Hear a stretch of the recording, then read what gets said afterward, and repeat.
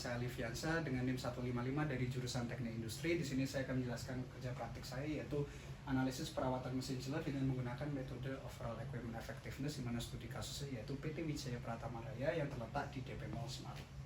Latar belakangnya yaitu terkait dengan bagian air handling unit yang pengaturan utility mesin chiller dari DP Mall.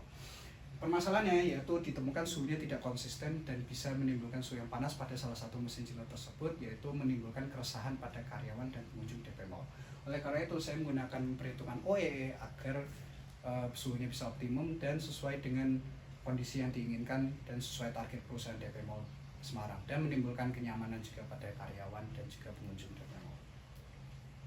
Kemudian tujuan penelitian saya yaitu untuk menganalisis efisiensi mesin chiller, kemudian untuk mengetahui pengendalian mesin chiller, kemudian untuk mengaplikasikan metode Overall Equipment Effectiveness atau OEE di DP Mall Semarang.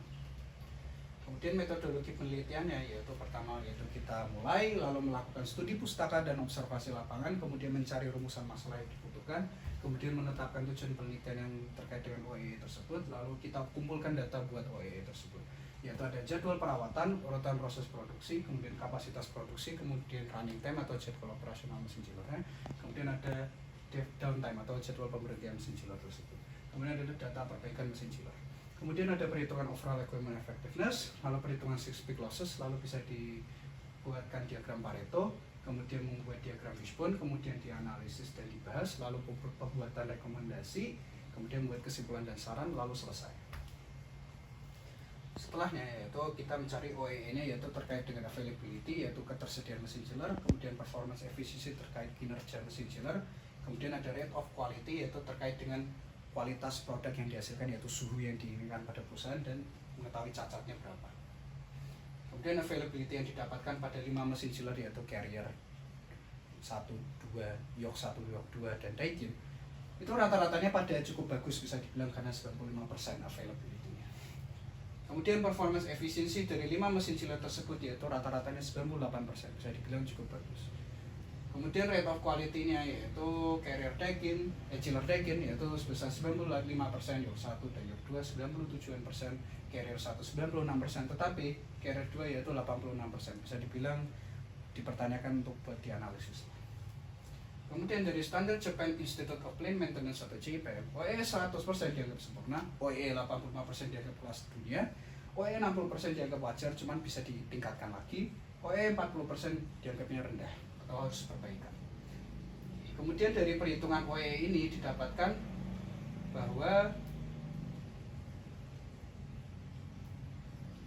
nilainya yaitu 81,43% tidak memenuhi standar JPM pada Carrier 2.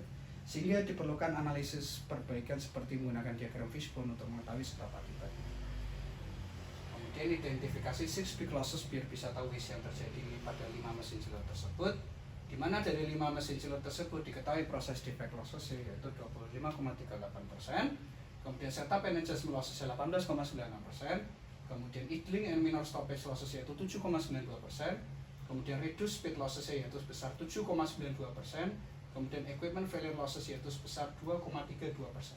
Kemudian dari rekapan tersebut diketahui proses and defect losses yaitu paling besar yaitu 25,38%. Kemudian berdasarkan analisis dari diagram Pareto, ditemukan bahwa ranking terbesar yaitu terdapat pada proses defect losses dan kemudian setup and adjustment losses nomor 2. Kenapa reduce yield losses tidak dipakai, baru 6 peak losses-nya? Karena yang reduce yield losses itu merupakan barang yang dihasilkan. Karena reduce yield losses-nya yang dipakai mesin chiller nggak ada barang, karena itu kita dapat adalah suhu angin, suhu chillernya, jadi kan bukan barang yang jadi. Kemudian diagram Fishbone dari proses defect losses dari method, material, man, machine, dan environment ditemukan bahwa kurangnya optimalisasi pada suhu yang dikeluarkan mesin chiller. Oleh karena itu diperlukan preventive maintenance biar bisa lebih bagus. Kemudian diagram Fishbone setup and adjustment losses, kurangnya pengaturan dalam penyesuaian mesin dari semua ini, yaitu man, material, method, machine, dan environment. Dimana dari kurangnya ini pengaturannya bisa dilakukan penjadwalan yang lebih bagus, seperti yang sebelumnya 3 minggu dalam pengoperasian mesin chiller untuk pengecekannya menjadi 1 minggu dalam sebulan. Kesimpulan yang saya dapat yaitu efisiensi mesin chillernya bisa dikatakan cukup baik pada kelima mesinnya di DP Mall, tapi pengendalian mesin chiller diterapkan setiap hari itu bisa lakukan pengecekannya jangan 3 minggu tapi 1 minggu sekali. Kemudian penerapan metode OE dalam mesin chiller ini ditemukan boleh di bawah standar yaitu carrier 2, sehingga pakai analisis perbaikan tadi dengan diagram visual. Sekian dari presentasi saya, terima kasih. Wassalamualaikum warahmatullahi wabarakatuh.